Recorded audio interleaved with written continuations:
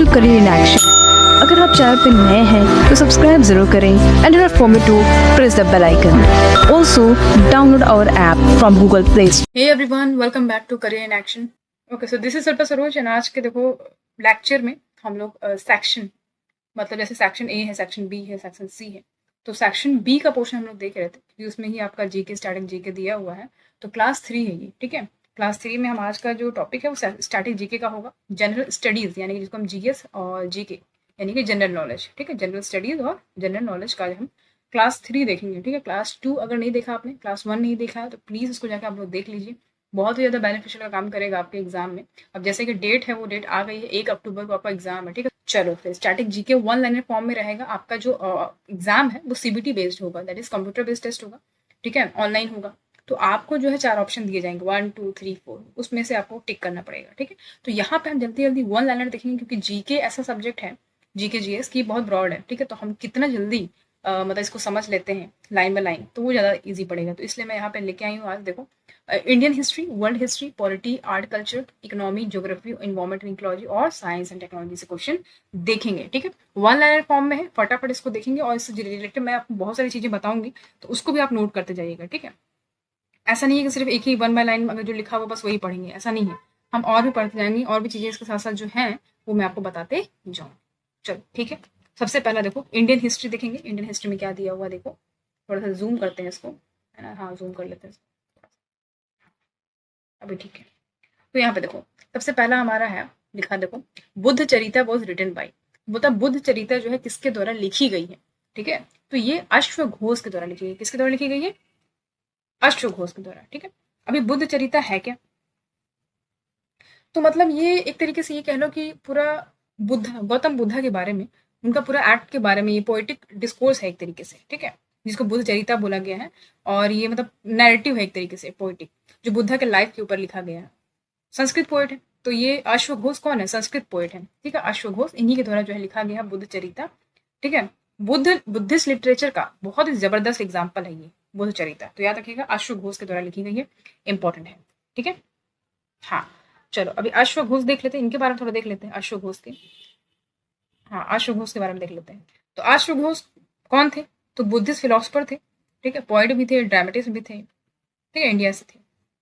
और इनका जन्म जो है साकेत में हुआ था। तो यानी साकेत यानी कि अभी के टाइम में देखें तो अयोध्या, ओके। तो पहले संस्कृत ड्रामेटिस्ट थे ये। और मतलब अगर हम बात करें तो कालिदास के पहले से ही ग्रेटेस्ट इंडियन पोएट रहे हैं।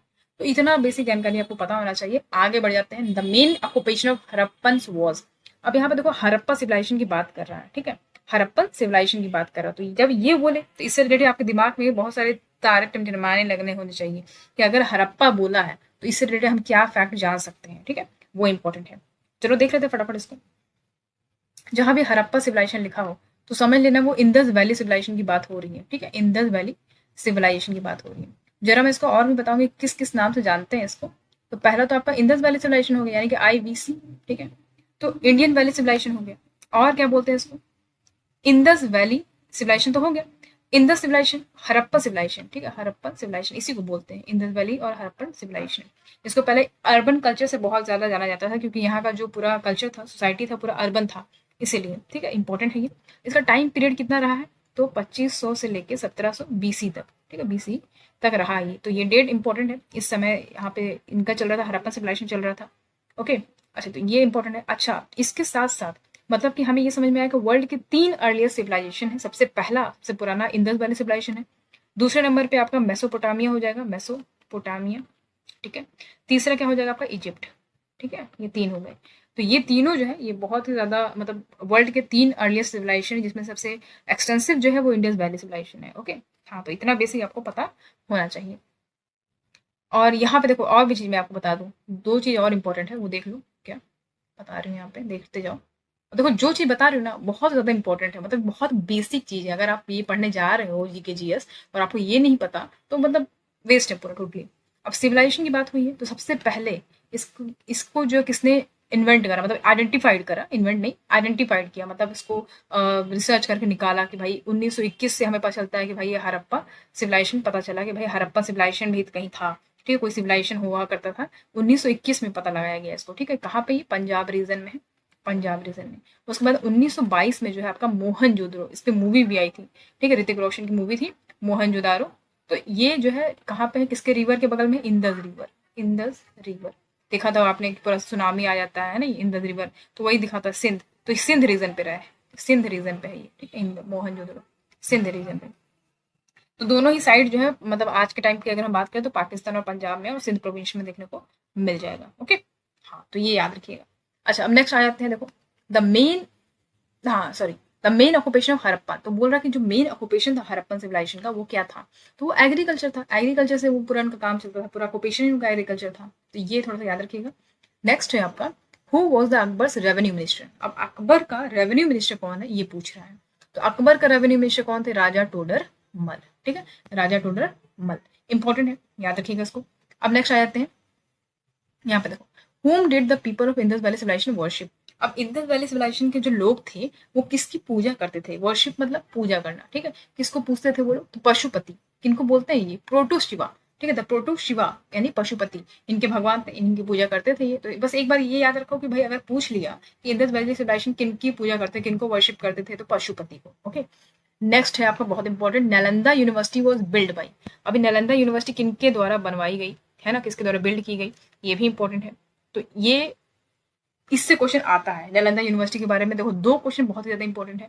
पहला कि किसने बनवाया है, हु बिल्ड इट, ठीक है, तो जब भी पूछे कि नालंदा यूनिवर्सिटी किसने बनवाया तो कुमार गुप्ता लगा दीजिएगा, ठीक है, इंपॉर्टेंट है कुमार गुप्ता। तो ये पब्लिक सेंट्रल यूनिवर्सिटी हुआ करता था नालंदा डिस्ट्रिक्ट में, राजगीर में, बिहार में है ये राजगीर डिस्ट्रिक्ट, वहां पे ये नालंदा यूनिवर्सिटी है, ठीक है। मतलब ये नेशनल इंपॉर्टेंस और एक्सीलेंस का दर्जा दिया गया था इसको, ठीक है, हाँ तो इसको याद रखिएगा।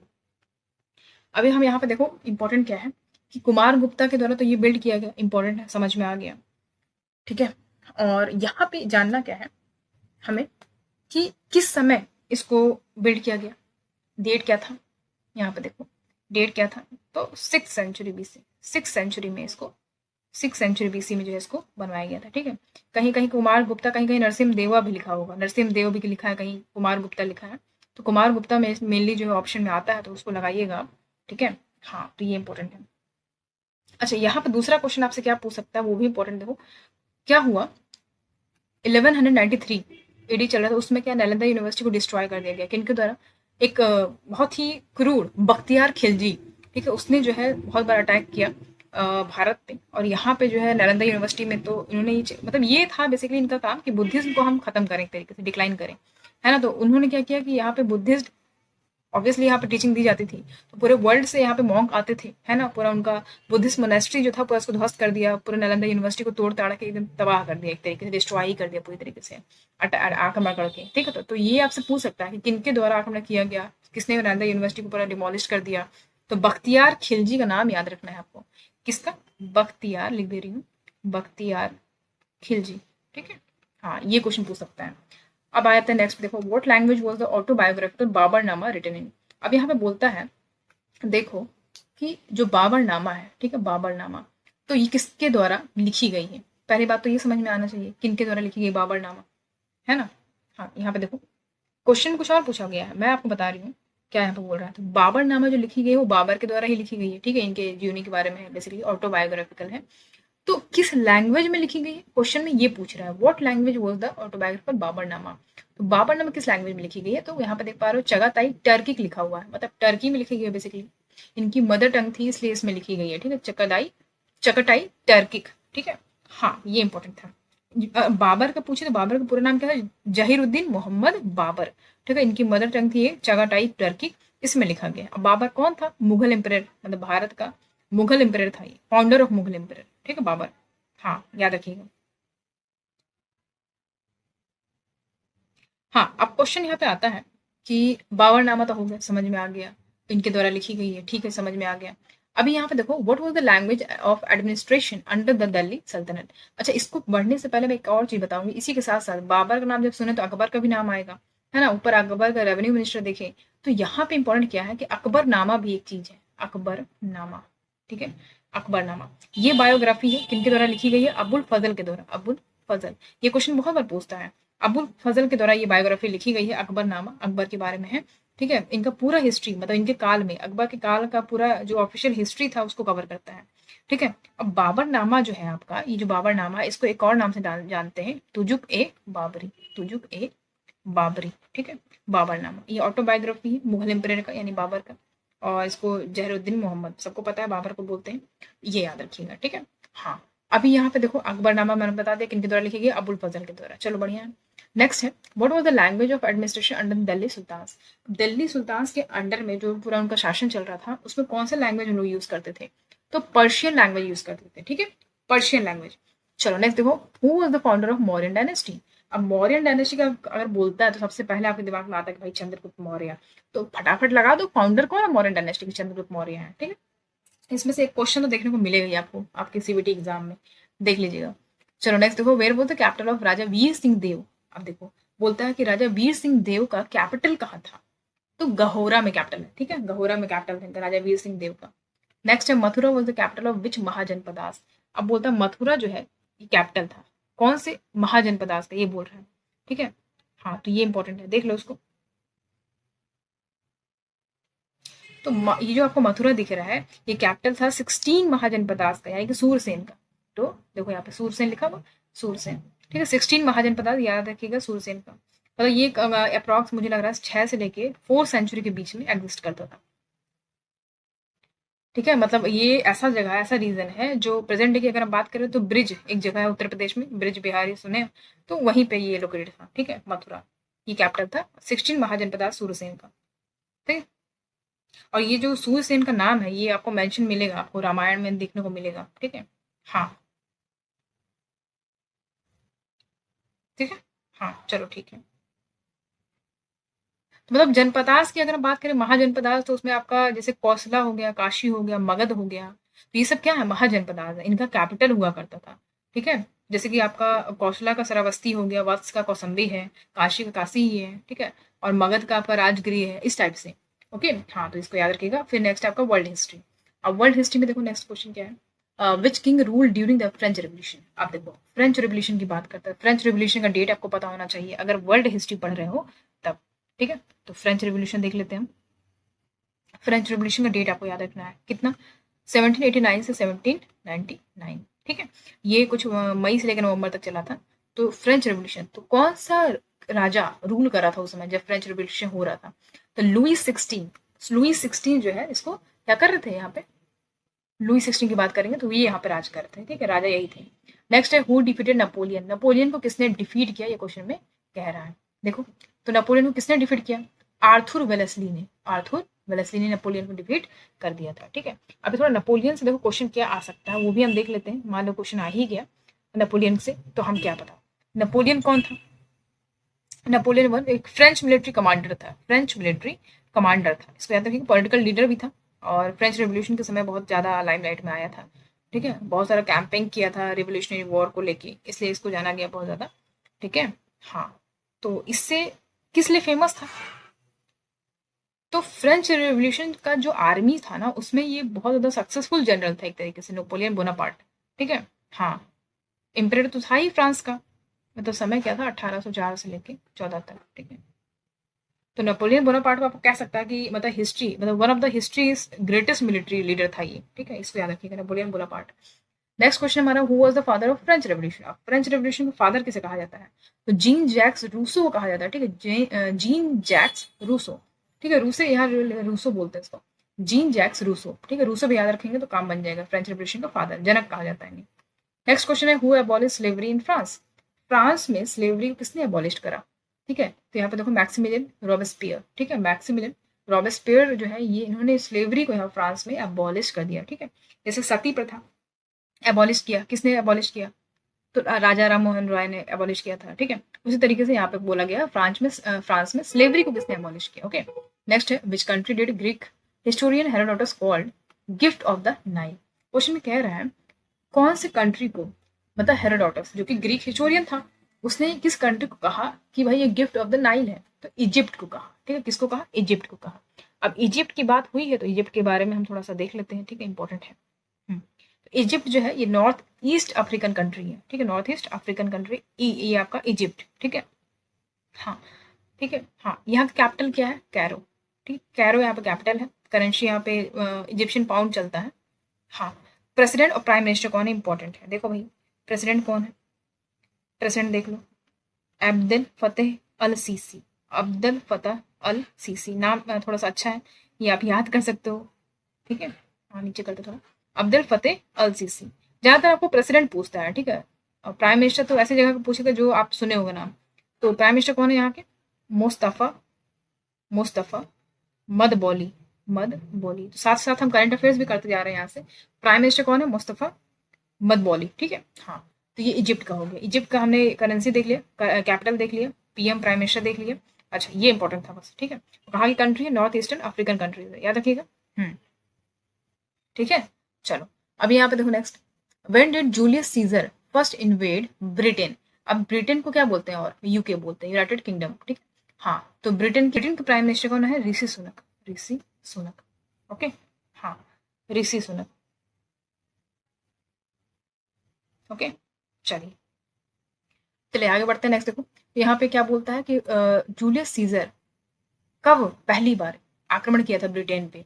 तो यहाँ पे डेट लिखा हुआ अगस्त 26 55 बीसी। ठीक है, 26 अगस्त को इन्वेट करा था, 55 बीसी का समय था उस समय। ठीक है, जूलियस सीजर, आपने पढ़ा होगा ये नॉवल में, आई थिंक मुझे लग रहा है 12th क्लास में पढ़ा होगा शायद।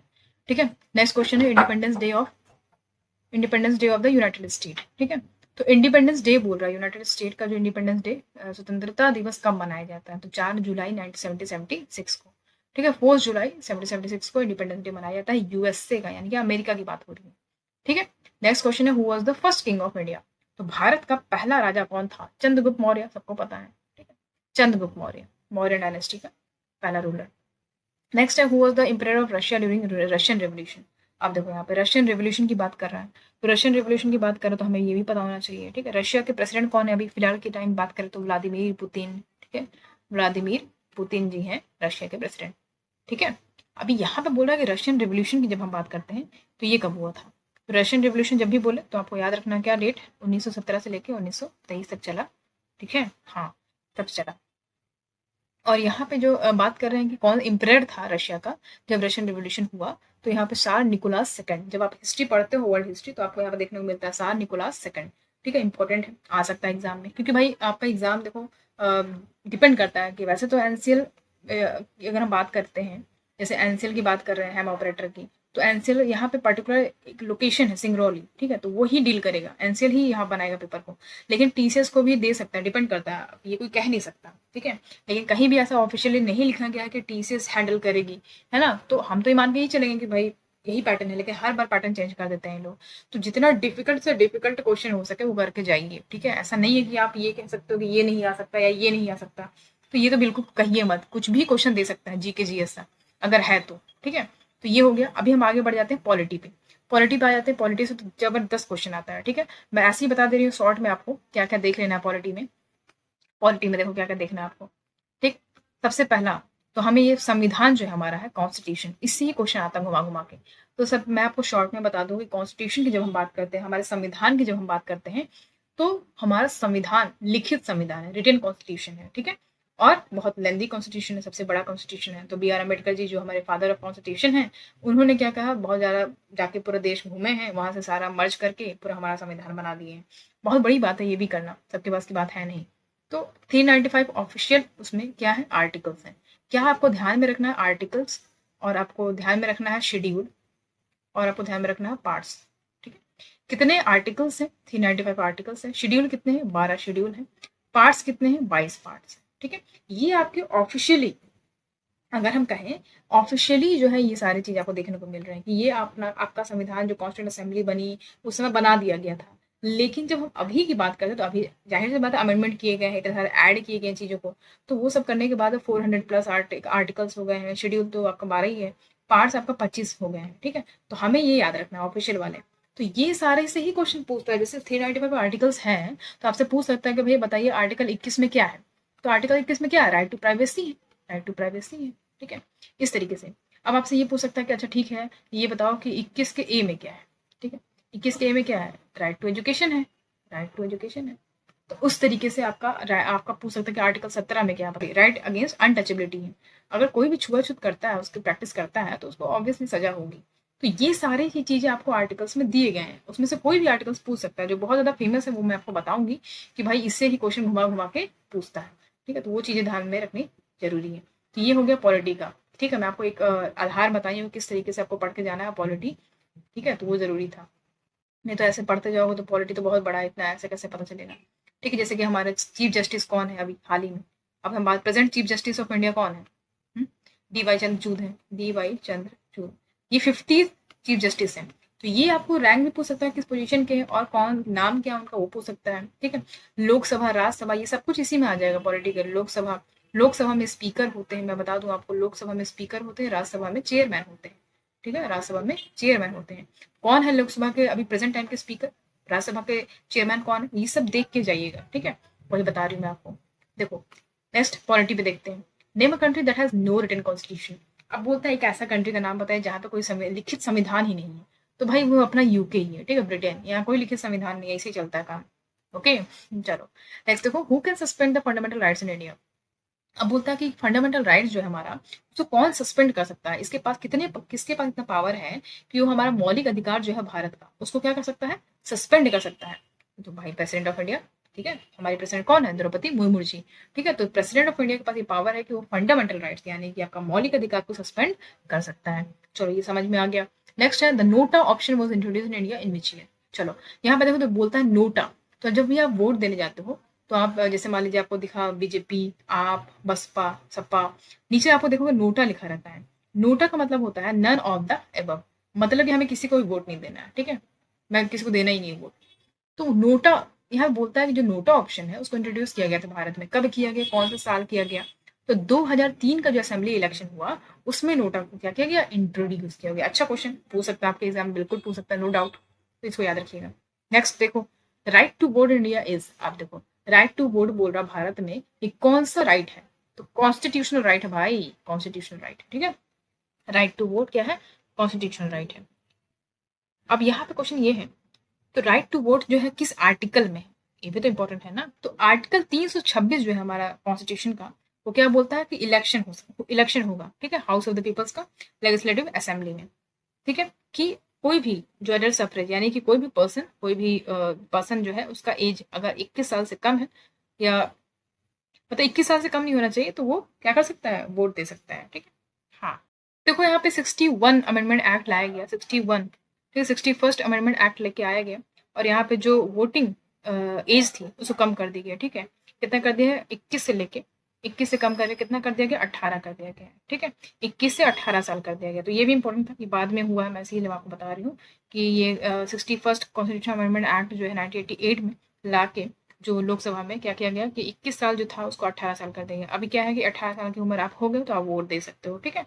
और ये हमारा कॉन्स्टिट्यूशनल राइट है। चलो नेक्स्ट देखो, यहाँ पे the original constitution of India was hand written by. अब बोलता है कि जो हमारा लिखित संविधान है उसको ओरिजिनली हैंड रिटन किया गया, किसके द्वारा, प्रेम बिहारी नारायण रायज़दा, ठीक है। प्रेम बिहारी नारायण रायज़दा इनके द्वारा हैंड रिटन लिखी गई है, बहुत खूबसूरत राइटिंग में लिखी गई है, देखिएगा आप लोग जाके, ठीक है। तो वो यहाँ पे याद रखिएगा। नेक्स्ट है which right got remove from the list of fundamental rights. बोलते कौन से राइट को फंडामेंटल राइट से हटा दिया गया है। तो मैं यहाँ पे आपको एक चीज क्लियर करना चाहूंगी, क्या क्लियर करना चाहती हूँ, देखो यहाँ पे इंपॉर्टेंट है, ठीक है। देखो देखो देखो, चलो यहाँ पे देखो। तो पहली बात तो ये कि हमारा ओरिजिनल संविधान जो हमारा है उसमें 7 फंडामेंटल राइट्स थे, ठीक है। तो एक फंडामेंटल राइट्स को हटा दिया गया, रिमूव कर दिया यहाँ से। कौन सा वो फंडामेंटल राइट था, right to property. Right to property को यहाँ से हटा दिया गया। तो अभी कुल मिलाकर अगर हम बात करें तो 6 फंडामेंटल राइट्स हैं, ठीक है, संविधान में हमारे। जो राइट टू प्रॉपर्टी इसको शिफ्ट कर दिएगा कहाँ पे, 300A में, ठीक है। ए मतलब कि यहाँ पे इंसर्ट किया गया है इसलिए अमेंडमेंट किया गया है, इसलिए 300A हो जाएगा, ठीक है। तो वही यहाँ पे बोल रहा है कि कौन से राइट को रिमूव कर दिया गया है फंडामेंटल राइट से, तो राइट टू प्रॉपर्टी को रिमूव किया गया, ठीक है। चलो नेक्स्ट देखो, व्हाट इज 248 आर्टिकल। अब बोलते हैं 248 आर्टिकल में क्या चीज दिया गया है, तो डील्स विद रेसिड्यूरी पावर, जो भी रेसिड्यूरी पावर है उनसे डील करता है 248 आर्टिकल्स, ओके। चलो come to the next section that is economy. Economy की बात करेंगे अब हम, इकोनॉमी से भी क्वेश्चन आएगा, बिल्कुल आएगा। नेक्स्ट देखो, the national income estimation is the responsibility of. अभी बोलता है देखो नेशनल इनकम एस्टिमेशन, ठीक है, जो भी नेशनल इनकम होती है उसका जो भी एस्टिमेशन करता है वो किसकी रिस्पॉन्सिबिलिटी होती है। जब भी ये बोले आपको कि नेशनल इनकम एस्टिमेशन की बात कर, तो CSO को याद रखना है आपको। ये क्या है, सेंट्रल स्टैटिस्टिकल ऑर्गेनाइजेशन। ये संगठन बहुत ही जबरदस्त है, इनका काम होता है कि नेशनल इनकम जो भी है उसको एस्टिमेशन करना, ठीक है, तो ये याद रखिएगा। नेक्स्ट है, how many language are there on the Indian currency note. अभी इंडियन करेंसी यानी कि हमारा भारत का नोट निकालो, उसमें देखो कि भाई कितने लैंग्वेज में लिखा रहता है, ठीक है, ये बोल रहा है कि जो लैंग्वेज कितने लैंग्वेज में मतलब इंडियन करेंसी नोट होता है, तो 15 लैंग्वेज में। कितने लैंग्वेज में? 15, ठीक है, हाँ 15 लैंग्वेज में। अब नोट पे निकालो, नोट पे पीछे साइड में जाओ और वहां पे देखोगे आप एक ऐसा करके बॉक्स बना होगा, उसमें काउंट करो, ठीक है, उस पर लिखा रहता है 50 रुपए या जिसका भी नोट होगा उसको 50 रुपए अगर लिखा है तो 50 रुपए 15 लैंग्वेज में लिखा होगा। तो ये भी जबरदस्त क्वेश्चन है, पूछ सकता है आपसे, है ना, बहुत बेसिक है जो कि कभी लोग ध्यान नहीं देते हैं। मान लीजिए क्वेश्चन में आ गया तो फिर रह जाओगे कि अरे यार मैं तो देखा ही नहीं, है ना, तो ये थोड़ा सा ध्यान रखिएगा। नेक्स्ट है आपका the chairman of GST council in India is. अब बोलता है जो चेयरमैन होता है जीएसटी काउंसिल का वो कौन होता है, तो फाइनेंस मिनिस्टर ही होगा ना। तो फाइनेंस मिनिस्टर कौन है? हमारे निर्मला सीतारमन जी हैं, निर्मला सीतारमन जी, ठीक है, फाइनेंस मिनिस्टर। चलो आ जाओ नेक्स्ट देखो, what are the two main types of financial market. अभी बोलते हैं दो टाइप्स के फाइनेंशियल मार्केट कौन से होते हैं, एक तो कैपिटल मार्केट होता है, एक होता है मनी मार्केट, ठीक है, दो तरीके के आपके फाइनेंशियल मार्केट होते हैं, कैपिटल और मनी मार्केट। चलो बढ़िया है। नेक्स्ट है हु इन्वेंटेड ग्रेसम लॉ। अभी ग्रेसम लॉ क्या होता है, बस इतना जान लो कि ग्रेसम लॉ क्या है। तो हेनरी डनिंग मैक्लॉयड, ठीक है, हेनरी डनिंग मैक्लॉयड जो है इन्होंने ग्रेसम लॉ दिया है, ठीक है। अभी ग्रेसम लॉ क्या होता है, बस ये शॉर्ट में बस इतना जानो। जैसे मैं बताऊं आपको, एक मिनट रुक जाइए, हाँ ग्रेसम लॉ देख लो क्या है एग्जैक्टली। तो एक तरीके से ये मॉनेटरी प्रिंसिपल है ग्रेसम लॉ, ठीक है, मॉनेटरी प्रिंसिपल है। क्या बताता है, क्या स्टेटमेंट देता है कि जो बैड मनी है, ठीक है, जो बैड मनी है वो गुड मनी को ड्राइव आउट कर देती है। मतलब कि अगर दो टाइप के करेंसी हम यूज कर रहे हैं, सर्कुलेट कर रहे हैं एक साथ, तो बैड मनी क्या करेगा नेचुरली, बैड मनी जो नेचुरली क्या करेगा, स्पेंड कर देंगे, सबसे पहले खर्च कर देंगे उसको, और जो गुड मनी उसको हम रख लेंगे, है ना, यही यहाँ पे मतलब कहना चाह रहा है, ठीक है। ओके चलो आगे बढ़ेंगे। नेक्स्ट देखो, which minister monitors 11 of the key infrastructure sector. तो यहाँ बोलते हैं कौन सा मिनिस्ट्री 11 की इंफ्रास्ट्रक्चर सेक्टर्स को मॉनिटर करता है। Ministry of statistics and programme implementation, ठीक है, MOS&PI, इसने ये जो है ये मिनिस्ट्री इसको मॉनिटर करती है। ओके नेक्स्ट है who is the father of tax reform. अब बोलता है कि ये देखो बढ़िया क्वेश्चन है, अगर इकोनॉमिक क्वेश्चन है तो बढ़िया है। The father of tax reform, तो कौन है टैक्स रिफॉर्म का फादर? राजा चेलिया, ठीक है, राजा चेलिया, ठीक है। अब मान लीजिए आपसे ये भी पूछ सकता है कि who is the father of economics, जो भी आप पढ़ो सब्जेक्ट तो ये आपको पता होना चाहिए कि भाई कौन है, ठीक है, हाँ ये पता होना चाहिए। तो फादर इकोनॉमिक्स कौन है ये भी जान लो, एडम स्मिथ, एडम स्मिथ, ठीक है, एडम स्मिथ जो है फादर ऑफ इकोनॉमी हो जाएंगे। नेक्स्ट है when was the national commission on agriculture established. तो नेशनल कमीशन एग्रीकल्चर पर कब स्टैब्लिश किया गया, तो इन अगस्त 1970, ठीक है, अगस्त 1970 को जो है नेशनल कमीशन स्टैब्लिश की गई थी एग्रीकल्चर के ऊपर। ओके नेक्स्ट है what are the main industry in the Philippines. तो फिलीपींस का जो बोल रहा है कि मेन इंडस्ट्री क्या है फिलीपींस की। अभी जब फिलीपींस की बात हुई है तो भाई उसके बारे में भी पता होना चाहिए, है ना, हाँ उसके बारे में भी पता होना चाहिए। चलो देख लेते हैं। तो फिलीपींस का जो मेन इंडस्ट्री है वहाँ पे एग्री बिजनेस और मैन्युफैक्चरिंग है, ठीक है, इंपॉर्टेंट है ये। और फिलीपींस की अगर हम बात करते हैं तो ये जो कंट्री है साउथ ईस्ट एशिया की कंट्री है, साउथ ईस्ट एशिया कंट्री है इंपॉर्टेंट, जहाँ वियतनाम मलेशिया इसके बगल में है, ठीक है, हाँ पैसिफिक वेस्टर्न पैसिफिक ओशन में अगर हम बात करें तो। ओके हाँ चलो यहाँ पे करेंसी क्या है, पेसो है यहाँ पे करेंसी, और कैपिटल इसका मनीला है, सबको पता होगा, ठीक है, वनीला से याद रखना मनीला। ओके हाँ हाँ ठीक है।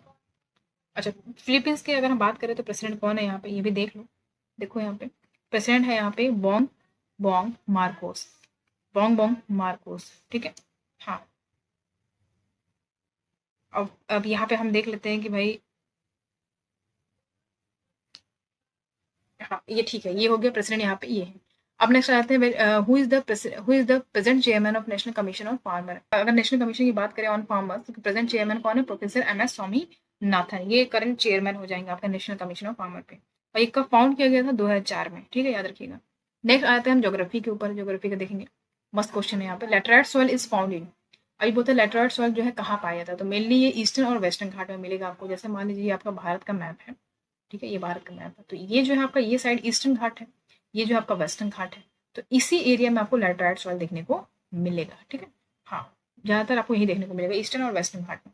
नेक्स्ट क्वेश्चन है the largest island in the Indian ocean. अभी बोलता है कि जो लार्जेस्ट आइलैंड है इंडियन ओशन का, इंडियन ओशन कहाँ, यहाँ पे इंडियन ओशन है भारत के, यहाँ पे साउथ के नीचे एकदम इंडियन ओशन। तो बोलता है कि यहाँ पे अब कौन सा आइलैंड सबसे बड़ा है? तो मैडागास्कर, सबको पता होना चाहिए मैडागास्कर जो है आइलैंड सबसे बड़ा है, ठीक है, इंडियन ओशन के नीचे। नेक्स्ट क्वेश्चन देखो, विच is the largest Indian water bodies in the world? बोलते हैं कि लार्जेस्ट इनलैंड वाटर बॉडीज पूरे वर्ल्ड में कौन सा है? तो वो कैस्पियन सी है, ठीक, कहाँ है, क्या है वो? कैस्पियन सी। नेक्स्ट देखो, ब्रह्मपुत्र ओरिजिनेट्स फ्रॉम, बोलते हैं ब्रह्मपुत्र जो रिवर है वो कहाँ पे ओरिजिनेट होती है, कहाँ से ओरिजिनेट होती है? तो ये मस्त क्वेश्चन है, ब्रह्मपुत्र से क्वेश्चन आता है काफी ज्यादा, ठीक है। हाँ, इसको ध्यान में रखिएगा, ब्रह्मपुत्र, ठीक है। अब इसके बारे में थोड़ा देख लेते हैं। तो ब्रह्मपुत्र जो एक ट्रांसबॉन्डरी रिवर है, जो कहाँ से बहती है? तिब्बत से स्टार्ट होती है और कहाँ तक जाती है? बांग्लादेश, ठीक है। हम्म, ठीक है। अच्छा, इंपॉर्टेंट क्या है यहाँ पे, इसको ब्रह्मपुत्र और लुइत बोला जाता है आसाम में, और यारलंग सांगपो तिब्बत में बोला जाता है, और दिहंग रिवर इसको अरुणाचल में बोला जाता है, और जमुना बोलते हैं बंगाली में। ये चार नाम जो मैंने आपको बताया है ना, इसको नोट कर लो, इस चारों में से कोई भी पूछ सकता है, ठीक है, कि भाई यहाँ ये तब क्या बोलते हैं, यहाँ पे पहुंचेगी तब क्या बोलते हैं। चार नाम से जानते हैं इसको, ठीक है। जब जब जब जहाँ पहुंचती है वहां वहां उस नाम से जाना जाता है। तो इसका ओरिजिन बोल रहा है कहाँ पे होता है, तो यहाँ पे देख पा रहे हो आप क्या लिखा, चिमाइंदू ग्लेशियर नियर मानसरोवर इन तिब्बत, ठीक है। नेक्स्ट है जोजिला पास कनेक्ट, जोजिला पास किसको कनेक्ट करता है? तो श्रीनगर से लेकर लेह तक जाता है जोजिला पास, ओके, ये कनेक्ट करता है श्रीनगर से लेह तक। नेक्स्ट है convectional rainfall occurs in which region, तो कन्वेक्शनल रेनफॉल कहाँ किस रीजन में अकर होता है? तो भाई इक्वेटोरियल रीजन में अकर होता है, ओके। नेक्स्ट है the planet closest to the sun, ये तो बच्चा भी बता देगा भाई, सन के पास, जैसे ये सन है, हमारे इधर 8 प्लैनेट हैं, Mercury, Venus, Earth, Mars, Jupiter, Saturn, Uranus, Neptune, ठीक है, 8 प्लैनेट है। तो सबसे आगे क्या है आपका? मरकरी तो है, तो वही पूछ रहा है आपसे कि जो सबसे क्लोज है सन के, ऐसा कौन सा प्लैनेट है? तो मरकरी है। The movement of earth around the sun is called, भाई बोलते हैं जो मूवमेंट होता है अर्थ के सराउंडिंग में, ठीक है, मतलब अगर ये सन है और ये हमारा अर्थ है, तो अर्थ क्या कर रहा है? इसके चक्कर लगा रहा है, ठीक है, चक्कर लगा रहा है। तो ये जब चक्कर लगा रहा है सन के, तो उसको हम बोलते हैं रिवोल्यूशन। अगर ये अपने जगह पे ही घूमे तो उसको हम बोलते हैं रोटेशन, ठीक है, रोटेशन, ठीक है। तो वही पूछ रहा है, the movement of earth around the sun is called revolution, ठीक है। चलो आगे बढ़ जाते हैं, यहाँ पे देखो इकोलॉजी और इन्वायरमेंट देखेंगे, ठीक है, इकोलॉजी और इन्वायरमेंट, ये टॉपिक है। तो सबसे पहला क्वेश्चन है, who is the father of green revolution in India? I think ये सबको पता होगा भाई, फादर ऑफ ग्रीन रेवोल्यूशन कौन है? एम एस स्वामीनाथन जी है, ठीक है। नेक्स्ट है, ozone layer depletion is a major phenomena in, अब बताओ ओजोन लेयर डिप्लीशन जो है मेजर फेनोमेना है, कहाँ पे देखने को मिलता है? कौन से लेयर ऑफ एटमोस्फेयर में? तो स्ट्रेटोस्फेयर में देखने को मिलता है। ये आपको मैंने बताया था जब लेयर्स ऑफ एटमोस्फेयर पढ़ाया था तब, ठीक है। तो इसका ट्रिक है, एक तरीके से याद कर लो, T S M tie, T S M tie, ये लेयर्स ऑफ एटमोस्फेयर का ट्रिक है, T S M tie. Troposphere, stratosphere, mesosphere, thermosphere, ionosphere और एक्सोस्फेयर, ठीक है। ये पूरा आप लिख लो, उसको याद कर लो, सीरीज वाइज है तो आपको ज़्यादा खोजना नहीं पड़ेगा। और सबसे बेसिक जो लेयर है आपका यहाँ पे ट्रोपोस्फेयर है, फिर उसके बाद ओजोन लेयर जहाँ पाया था वो स्ट्रेटोस्फेयर है, फिर मेसोस्फेयर है, थर्मोस्फेयर, आइनोस्फेयर, आइनोस्फेयर में बिजली बिजली कड़कती है वो सब होता है, और थर्मोस्फेयर में सॉरी लास्ट है आपका एक्सोस्फेयर, सबसे लास्ट जो हिस्सा है आपका लेयर एटमोस्फेयर का वो है। नेक्स्ट यहाँ पे बोल रहा था कि ओजोन लेयर डिप्लीशन जो है मेजर फेनोमेना है, यहाँ पे स्ट्रेटोस्फेयर में देखने को मिलता है, ठीक है। हाँ, नेक्स्ट है, इन विच ईयर वो the Ganga action plan launch, तो बोलता है गंगा एक्शन प्लान जो है ये कब किस साल लॉन्च हुआ था? तो भैया राजीव गांधी जिस समय प्राइम मिनिस्टर बने थे 1985 में, उसी समय गंगा एक्शन प्लान को लॉन्च किया गया था। नेक्स्ट इंपॉर्टेंट क्या है, the term eco system is coined by, बोलता है जो टर्म इको सिस्टम है इसको कॉइन किया गया किनके द्वारा? अच्छा क्वेश्चन पूछ सकता है आपसे इको सिस्टम के बारे में, sir Arthur George Tansley, sir Arthur George Tansley के द्वारा जो इकोसिस्टम को पॉइंट किया गया था। नेक्स्ट है main composition of biogas are, अभी बोलते हैं जो मेन कंपोजिशन है बायोगैस का, ठीक है, बहुत ज्यादा ये नेचुरल होता है, ठीक है, इको फ्रेंडली है बायोगैस। तो मेन कंपोजिशन जो इसका है वो कार्बन डाइऑक्साइड और मीथेन है, ठीक है, CO2 और CH4, ठीक है, ये याद रखिएगा। नेक्स्ट है, ये इंपॉर्टेंट नहीं है। नेक्स्ट देखो, when and where was the international earth summit held, तो अभी बोलता है कब और कहाँ पे पहला इंटरनेशनल अर्थ समिट हुआ था? तो रियो डी जेनेरो सबको पता ब्राजील में हुआ था 1992 में, ठीक है। हाँ, ये इंपॉर्टेंट है। अच्छा, मैं आपको बताई हूँ कि कॉप, अगर हम बात करें मतलब कॉप समिट जो होता है हमेशा, ठीक है, कॉप समिट, तो इसको मैं करंट अफेयर्स के वीडियो में बताई, कॉप समिट 2023 कहाँ पे हुआ है, ठीक है। तो ये कहाँ पे हुआ भैया कॉप समिट, देख लो, तो दुबई में हुआ है, ठीक है, दुबई में हुआ है, UAE में, ठीक है। हाँ, कॉप समिट 2023 कहाँ हुआ है? दुबई, UAE में, ओके। हाँ, तो ये जो आपका 2023 वाला यानी कि 30 नवंबर से 12 दिसंबर में होगा ये दुबई, UAE में, ओके। हाँ, ये याद रखिएगा, इंपॉर्टेंट है, ठीक है।